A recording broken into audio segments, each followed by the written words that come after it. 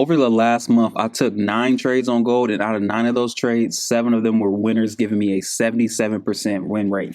In today's video, I want to talk about win rate and my experience with gold, taking a different approach over the last month than what you typically see us take on this channel. As you guys already know from my previous videos, and if you're in the Discord family, I identify as a high risk reward trader, and I'm okay with a win rate ranging around 30 to 50% because my average risk to reward was around a 1 to 5 risk to reward on my winning trades, as you can see, and that's on the low end. So one of the biggest issues that I found myself running into as the market conditions changed on gold, I would be taking these same setups, and on those same trades that would normally go for a 1 to 3 or extended targets, they would be going into profit maybe 1 to 1 or 1 to 2 and then come back to hit break even or potentially stopping me out. So as you can imagine, this pattern quickly turned into a downturn in my P&L as my risk to reward didn't make up for my losses. So the first thing I did was go through all of my previous trades in the Discord over the last year, and the realization that I got was insane. If I totaled all of my losing trades that actually went for the very least at 1 to 1, my win rate increased from 37% to 79%. Now, although going just for a 1 to 1 isn't pretty, you're not making a very big gain.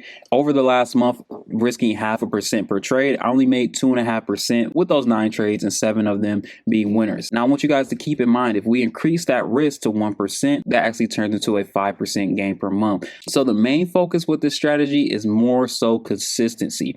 Now, it's not going to be bigger wins and bigger swings in your P&L, but if you think about it, on a $100,000 account, 2.5% gain to 5% gain monthly can be very ideal, as that's $2,500 potentially up to $5,000. And because this strategy has a higher strike rate, what you can also do is increase that risk as you get more comfortable, and that could actually double. One of our top traders around in the Discord has already secured 5 more accounts just taking base hits, trading NQ in the market. So it's definitely something that you guys can do, and we don't always want to be so constricted to a 1 to 3 strategy as we have previously preached, just because at different times the market conditions are not going to allow it. So we have to be able to pivot. So let's actually start with the trade from yesterday. So I posted all the trades that I've been taking over the last month in our Discord. So if you aren't in our Discord, make sure you click the link in the description. I will actually be trading these 1 to 1, 1 to 2 liquidity setups live next week. So make sure you guys tune in and join our Discord, and you can also go through the metals chat and see all of my analysis as well as my entry. So not just marking up the chart and posting it, you can actually see my real entry where I actually enter my trade and exit positions using my TradeAvade account. Jumping into our trade from yesterday. Now, I actually said that this one I got pretty lucky because we did get a hard reversal after this setup. So this is again going to be a good example of exactly what I mean by sometimes price will give you that 1 to 1, 1 to 2 potentially, and then come right back on you. So learning how to take profits is definitely necessary. So to break down this setup here, we can see we had a H3 imbalance. Because of this candle left a imbalance during the London session, this also gives us a order pool, giving us a key POI. And we could also see we had a bullish order block, and we know the market has been extremely expansive, especially trading gold. If you know, you know. And dropping down here on the M15, correlating with the H3 imbalance fill and the order pool, we have a bullish order block. Now, because this bullish order block did leave it imbalanced, I'm going to mark this all the way up to the wick high. Typically, we can mark these POIs right to the base candle, but if we do have an imbalance, I do like to mark it up to that high, especially on gold, because sometimes we won't make it back down to the base. We will just retest where price needs to fill in that imbalance, and then we see that take off from there. So very early in our session, we could see price tested into the order pool and started to see a transition. So we actually tested right into that POI right at 8 a.m., right at the New York Open, which a lot of times, especially if we don't have a 8:30 a.m. news event EST, we will see price come into a POI very early in the session to start the move when trading New York. So we can see here, if we look closely here, we can see that we did run out short-term high.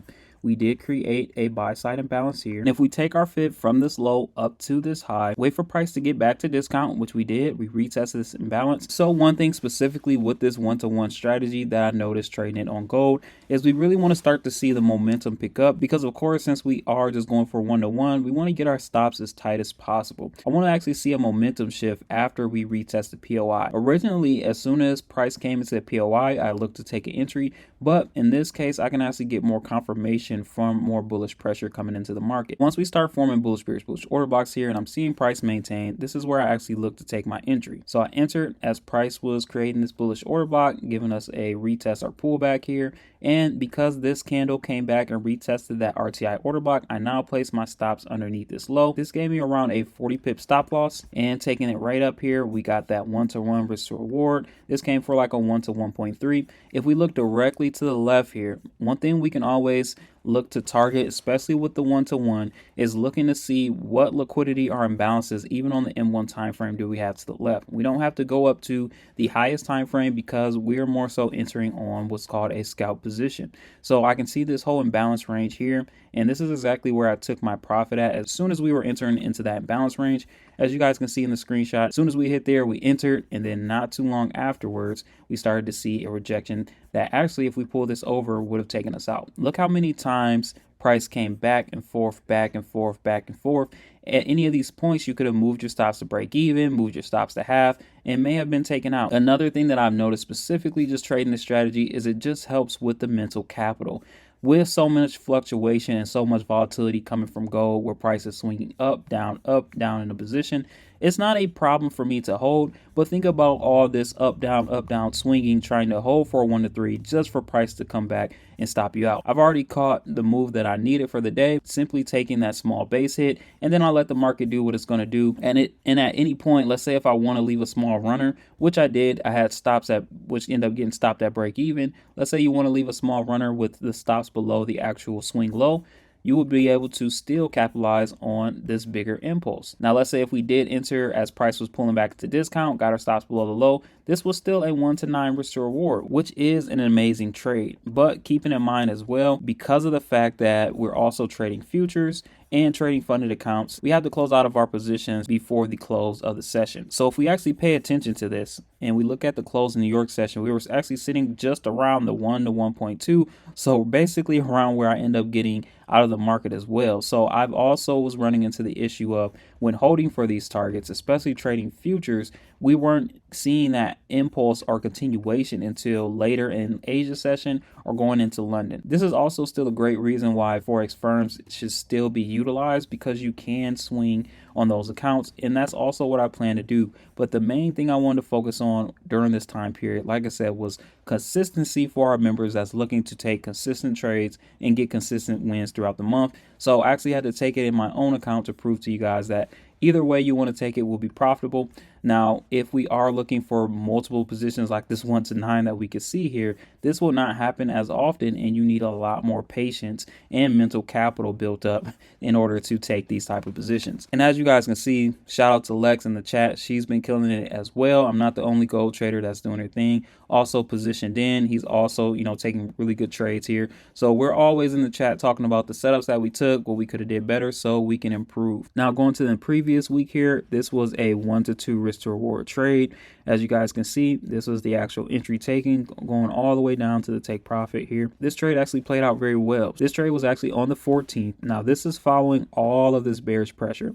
Remember, guys, we want to try to stick with order flow. With these 1-to-1 trades, you will have a lot more higher probability if you just flow with order flow, because when we see these shifts on the lower time frame, that momentum alone will be enough to get you that 1-to-1. And then, of course, if gold decides that day that it wants to continue to push, it definitely will, for those 1 to 3 and extended targets beyond. The main thing that I focused on this one, because we started to see a shift back in order flow back to the buy side after this drop. Remember, this is probably the most that gold has dropped in quite a bit of time, especially in 2024. So I really want to just keep in mind and not trying to look for continuation shorts until I got more confirmation. So if we take our fib from our last 2 candlestick pullback, going all the way up to the wick high here, from this high all the way back down to this low point, we can see we have equilibrium here. And if we look on the H8 time frame, we have a sell side imbalance here as well. And because this candle left that imbalance, this high gives us our order pool. If I mark up my H8 IOP level of supply here, and we drop down to our smaller time frame here, let's check out the 30-minute. We see we have a bullish bearish rejection here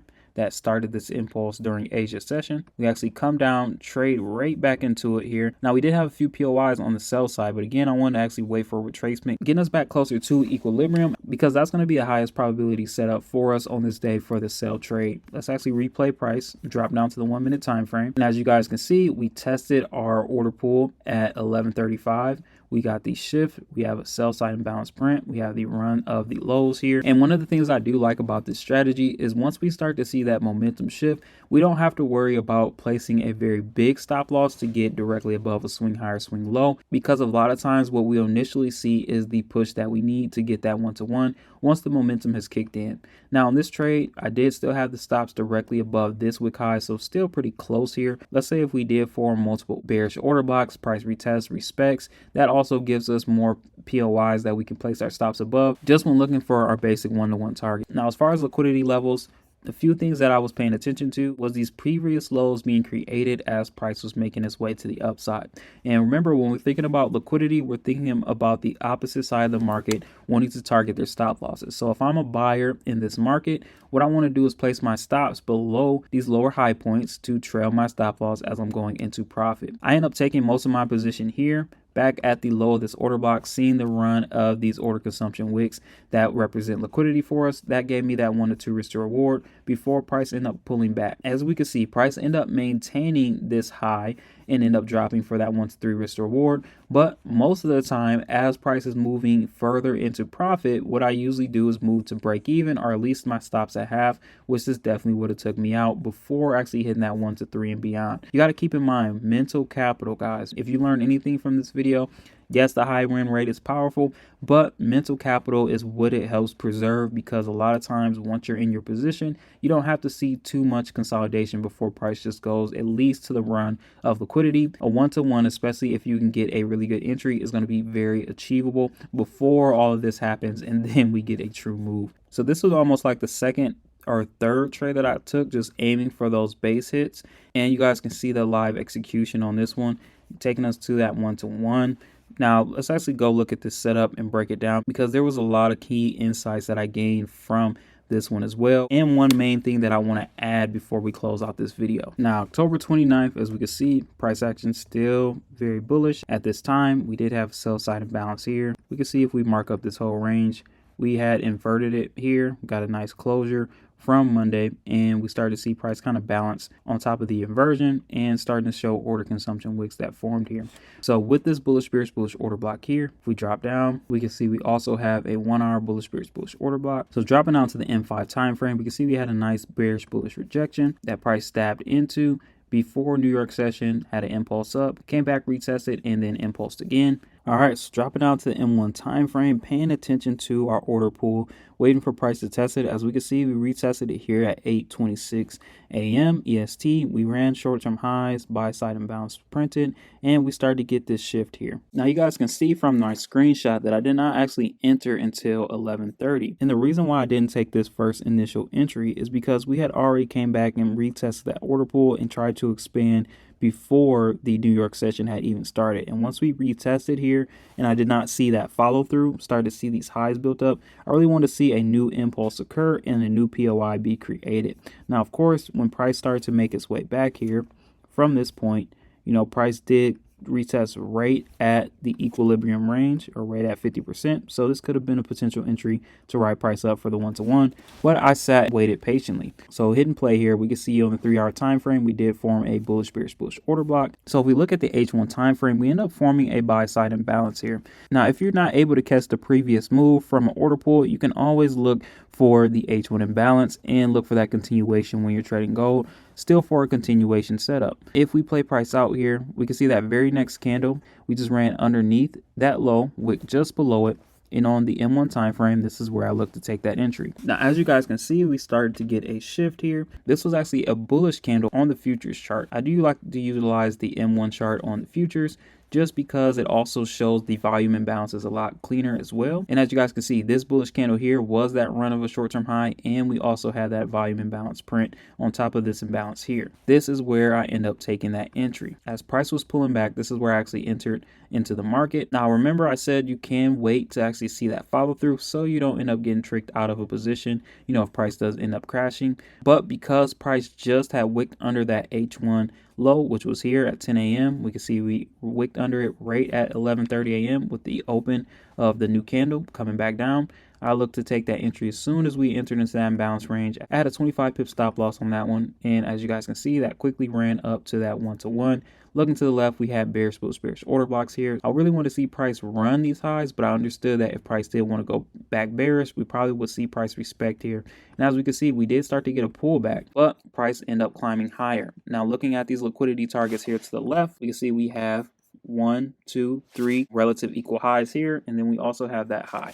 Now, I know you guys may be thinking, okay, 1-to-1 seemed great. You can make profits consistently just looking for these key POIs and trading to that 1-to-1 once you actually see that shift in order flow. But some of you may, like myself, where you may still feel like you're leaving a lot of profit on the table. So something that we'll be talking about and covering in more videos is how to still maximize on these winners here. What we can notice is from this impulse up, we can, taking our fib from low to high, we came back and rebalanced around the 50%. So let's say as price is building, we end up taking another entry, getting our stops underneath the swing low, aiming again for a 1-to-1. We end up seeing another impulse going up. So now that same 1-to-1 now turns into a 1-to-2. And if we actually look to the left, look for those targets here, we can keep small runners on our positions that go past our 1-to-1 risk to reward, like I said, to actually go to a 1-to-2, maybe even up to a 1-to-3, which used to be more so of the minimum that I was aiming to seek for.